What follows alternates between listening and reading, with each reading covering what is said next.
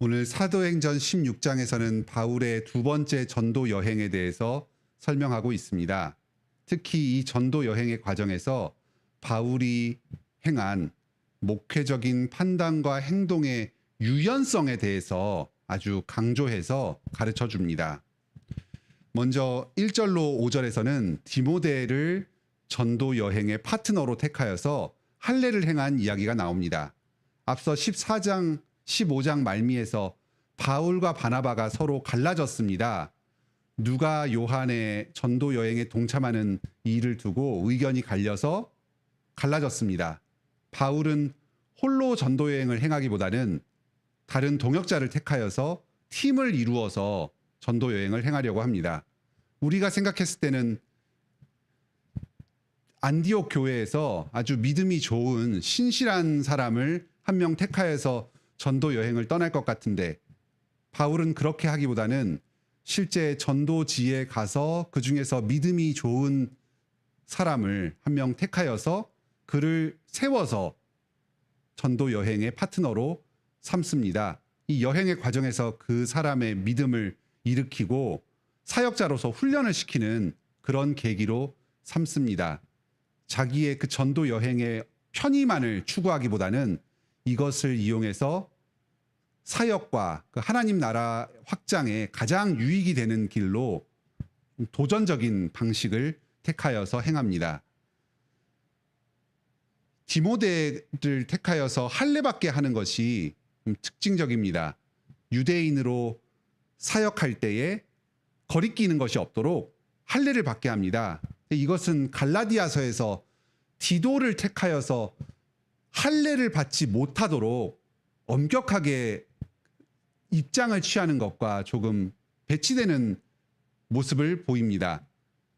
디모데는 할례를 받도록 하는데 디도는 절대 할례 받지 못하도록 합니다. 두 사람의 출신이 조금 다르기 때문입니다. 디도는 이방인 출신이었습니다. 예루살렘 회의에서 이방인이 구원받는 데에는 할례가 절대적으로 필요하지 않다. 이방인은 할례 없이도 오직 예수 그리스도를 믿음으로서만 구원받는다 하는 이 원칙을 세웠기 때문에 디도가 할례를 받으면 이방인으로서 할례를 받게 되고 이 원칙이 흔들려 버릴 수가 있습니다. 그래서 오직 예수 그리스도를 믿음으로만 구원받는다 하는 사실을 분명히 드러내기 위해서 디도에게는 절대 할례 받지 못하도록 하였습니다. 하지만 이 디모데는 어머니가 유대인 출신이었습니다. 보통 유대인과 헬라인의 결혼에서 모계가 유대인인 것이 중요하게 취급됩니다. 그래서 이 사람은 어렸을 때부터 유대 공동체의 일원으로 인정받을 수 있었습니다.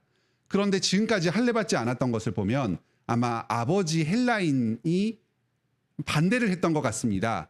그런데 이 사람은 유대 공동체에 속한 것으로 당대에 인정받는 사람이었기 때문에 유대인으로서는 구약의 전통을 따라서 할례 받는 것이 유익하다. 그리고 그것이 크게 거리낄 것이 없다 해서 할례를 행하도록 합니다.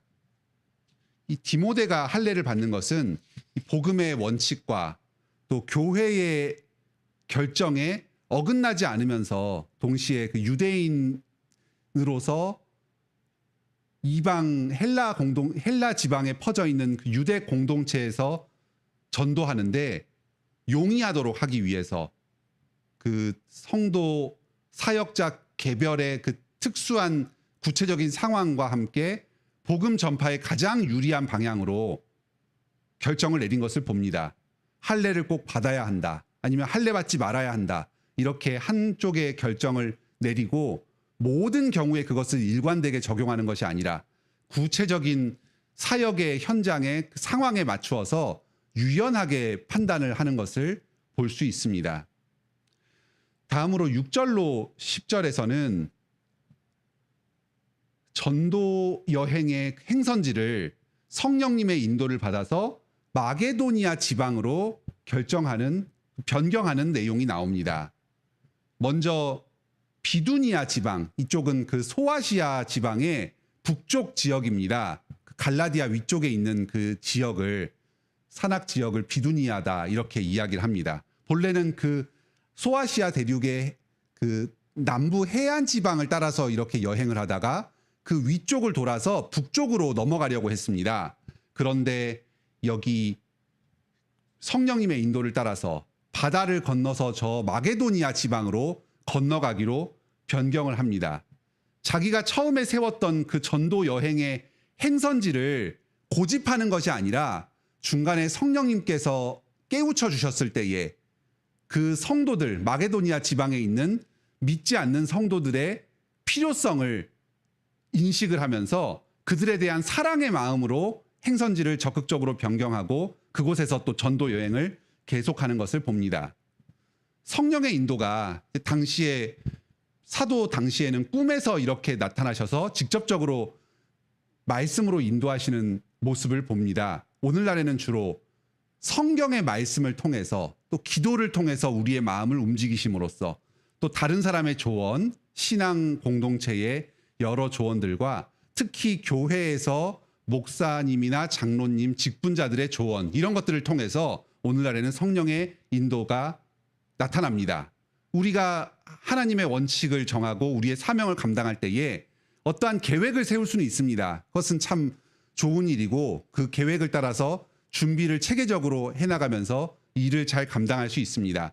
하지만 이런 식으로 말씀이나 주변의 조언 또 상황의 변화 또 기도하면서 마음의 움직임 이런 것을 통해서 성령님께서 내 계획과 다른 또 다른 방향에서의 사역의 방향을 가르쳐 주실 때 제시해 주실 때 그 성령님의 조언을 기꺼이 순종하려는 나의 생각을 고집하는 것이 아니라 유연하게 방향을 바꾸어서 새로운 필요에 대처하는 그러한 태도가 오늘날 우리들에게도 필요합니다. 다음 11절로 40절에서는 마게도니아 지방으로 진출하여서 빌립보에서 사역을 감당하는 모습을 봅니다. 먼저 빌립보 지방에 처음 도착했을 때 여기 기도할 곳을 찾아서 다니다가 이 자색 옷감 장수 루디아에게 복음을 전하고 그가 신자가 되어서 그 루디아의 집을 전도의 기지로 삼는 내용이 나옵니다. 하나님께서 루디아라는 사람을 만나게 하여 주셔서 복음을 세례를 받고 사도 바울의 적극적인 협력자가 되게 하여 주셨습니다. 이 루디아는 하나님을 섬기는 자였고 아마 이방인 출신이었지만 유대교에 대해서 그 유대교를 믿는 그 유대교인이었던 것 같습니다. 이 여인에게 복음을 전할 기회를 얻어서 복음을 전하고 세례를 주었습니다. 이 루디아는 자색 옷감 장사로서 아주 부유한 자였습니다. 상인이었고 고급 옷감을 취급하는 부자였습니다. 16장 말미에서 루디아의 집에서 모든 교인들이 모이는 장면이 나오는데 자기 집에서 여러 성도들을 함께 수용할 수 있을 정도의 대저택을 보유하고 있는 그런 부자였습니다. 이런 사람에게도 전하여서 복음을 듣고 믿게 할 수 있었습니다. 이방인이었지만 유대인의 귀한 사람, 이런 사람, 또 부유한 사람, 이런 사람에게 복음을 전했습니다. 또 이후에 16절부터는 점치는 귀신 들린 여종, 어떤 주인에게 속하여서 점을 치고 돈을 받아서 주인에게 수익을 올려주는 그런 여종에게 또 복음을 전하고 그를 귀신으로부터 쫓아냅니다. 루디아와는 완전히 다른 사회적 계층에 속한 여인입니다. 하나님에 대해서 전혀 알지도 못하고 귀신 들리고 또 여종으로서 뭐 여러 학식이나 재산 이런 것들에 대해서도 전혀 다른 그런 사람이었습니다. 하지만 바울과 디모데 전도팀은 루디아에게도 적절하게 그의 언어로 복음을 전할 수도 있었고 점치는 여종에게도 친근하게 다가가서 어려움을 듣고 복음을 전할 수 있었습니다. 하나님의 이름으로 그 여종의 귀신을 쫓을 수 있었습니다. 전도의 전략을 세울 때에 예를 들면 뭐 사회의 어떤 중산층 이상의 부유한 사람들을 집중적으로 공략해서 복음을 전하고 교회의 교인으로 끌어들인다. 아니면 사회의 하층민에게 다가가서 복음을 전하고 그들을 교회의 일꾼으로 끌어들인다. 뭐 이런 어떤 획일적인 전략을 가지고 접근한 것이 아니라 그 선교의 현장에서 맞닥뜨리는 그 사람들에게 그 계층마다 신분마다 적합한 방식의 언어로 다가가서 복음을 전하고 한 사람 한 사람을 구원함으로써 성도가 점점 늘어나고 그 지역에 복음을 전파하는 아주 유연한 방식의 접근이 가능했던 것을 이런 것을 통해서 봅니다. 또 이후에 이 여종을 귀신에서 해방시키고 이제 더 이상 그 여인이 귀신 들려서 예언을 하지 못하도록 만드니까 그로 인해서 이익을 받는 사람들이 분이 일어서 이 바울과 디모데 일행을 고발을 하여서 시위 소동을 일으킨다, 소요를 일으킨다 하여서 그 감옥에 갇히는 그런 불미스러운 일이 있었습니다. 그런데 이 감옥에 갇혔을 때에 기도하고 찬양할 때에 주님께서 그 감옥을 열어주십니다. 그런데 여기서 참 신기한 것은 우리 같으면 주님께서 문을 열어주셨다 하면서 기뻐하면서 당장 감옥에서 빠져나와서 도피를 할 것 같은데 그 간수가 올 때까지 그 감옥에서 머물러 있는 모습을 봅니다. 문이 열리고 얼마 지나지 않아서 간수가 얼른 뛰어들어와서 그 나갈 시간적인 여유가 없었는지 그것을 잘 알기가 힘드는데 자다가 간수가 이렇게 급하게 나왔을 때에는 문이 열리자마자 만약에 나갔다면은 충분히 도망칠 시간이 있었을 것도 같은데 아주 여유 있게 침착하게 그 상황 가운데서 대응합니다. 그리고 그 기회를 잘 활용하여서 간수가 왔을 때 그 간수에게 복음을 전하면서 그 간수의 가족 전체를 하나님께로 인도하는 이런 일을 합니다. 그 아주 위기의 순간에 감옥에 갇혔다가 감옥 문이 열리는 그 급박한 순간에도 오히려 그 상황을 간수와 그의 가족들에게 복음을 전하는 일로 활용하는 그런 모습을 봅니다. 다음 날이 되었습니다. 날이 새었을 때에 오히려 그 상관들이 이 사람들의 혐의 없음을 알고 문을 열어서 이제 내보내라고 합니다. 그런데 이렇게 오히려 문이 열리니까 이 사람들이 더 나가지 않고 버팁니다. 그러면서 자기들이 로마인이라는 사실을 밝힙니다. 그 전에 진작 이런 사실을 밝혔을 수도 있었을 텐데 오히려 스스로의 혐의 없음이 드러나니까 이제서야 자기가 로마 시민이라는 사실을 밝히면서 오히려 이 사람들을 당황스럽게 하고 부끄럽게 만듭니다. 바울은 이후에 다른 지역으로 떠납니다. 그런 것을 보면은 자기가 로마인이라는 것을 구태여 밝힐 필요가 없는 것 같기도 합니다. 이미 무죄 방면이 되었고 풀려났으니까 자유롭게 전도 여행을 떠나면 됩니다. 하지만 이 시점에서 굳이 자기가 로마 시민이라는 것을 밝히는 것은 이 사람들을 부끄럽게 하고 짐을 지워서 이후에 이 빌립보 지역에서 계속해서 거하면서 주님을 섬기고 복음을 전파하는 이 다른 교인들을 위해서 이 사람들이 좀 보호받도록 하기 위한 배려가 아닌가 하는 생각이 듭니다. 이렇게 모든 이 전도 여행의 과정에 보았을 때는 이 바울과 디모데 일행은 어떠한 전도의 원칙과 기준을 세워서 획일적으로 행동을 하기보다는 그 상황에 따라서 굉장히 유연하게 대응을 하면서 사람들을 가장 잘 섬길 수 있는 방법을 찾아 나간 것을 보게 됩니다. 어떻게 이렇게 할 수 있었는가? 그 몇 가지 전도의 원칙들을 우리가 좀 정리를 해보도록 하겠습니다. 이 바울과 디모데는 자기의 어떤 생각과 판단을 고집하지 않았습니다. 자기의 뜻과 다른 성령의 인도가 있다면 거기에 순종하면서 유연하게 자기의 결정을 바꾸었습니다.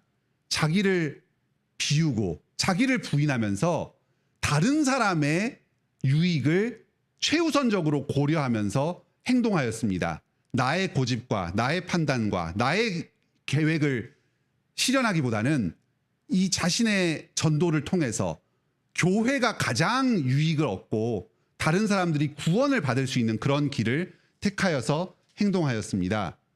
여기 5절에서 그 결과로 여러 교회가 믿음이 더 굳건해지고 수가 날마다 늘어갔습니다. 40절에 보면 이 두 사람이 옥에서 아주 고초를 겪은 뒤에 나와서 가장 먼저 한 일은 오히려 형제들을 만나보고 위로한 일이었습니다. 누가 누구를 위로합니까? 오히려 감옥에 갇혔던 바울과 디모데를 다른 형제들이 위로해야 될 것 같은데 감옥에서 풀려나온 바울과 디모데가 오히려 다른 형제들을 위로하면서 다른 지역으로 또 떠나갑니다. 자기를 철저히 부인하면서 오직 다른 성도들의 유익만을 추구한 이 사도의 모습을 봅니다.